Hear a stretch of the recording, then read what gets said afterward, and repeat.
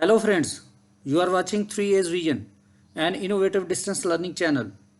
It is most important and desired that if you are interested in improving your learnings, subscribe to our channel and click on bell icon to get our future updates. Today in this model, we discuss about the very important ratio analysis using in the financial appraisals of the companies. There are four main groups of ratio analysis which we discuss in detail. Number one, profitability ratios. Number two, liquidity ratios. Number three, shareholders investment ratios. And finally, the number four, debt and gearing ratios. First of all, we discuss about the profitability ratios. There are four main ratios which we discuss here. Number one, the return on capital employed, that is the ratio between operating profit to capital employed. Second one, the return on equity assets turnover, that is return on equity. This is the ratio between net income to equity. Number third, operating profit margin. This is the ratio between operating profit to net sales. And finally, the number four, gross profit margin. This is the ratio between gross profit to net sales. Now, secondly, the liquidity ratios. Here, the main six ratios which we discuss here. Number one, current ratio, the ratio between current assets to current liabilities. Second one, quick ratio, the ratio between current assets minus inventory to current liabilities.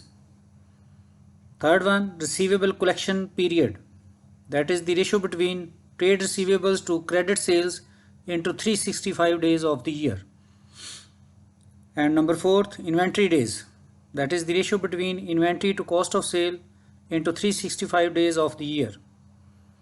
Number five, payable payment period, that is the ratio between trade payables to credit purchases into 365 days of the year.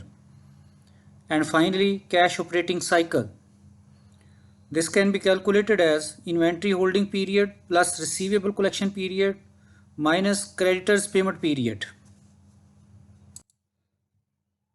Now the third one, shareholders investment ratio. There are five main ratios which we discuss here. Number one, dividend yield, that is the ratio between dividend per share to market price per share out of 100. And number second, earning per share, that is EPS, that is the ratio between profit distributable to ordinary shareholders to number of ordinary share issues.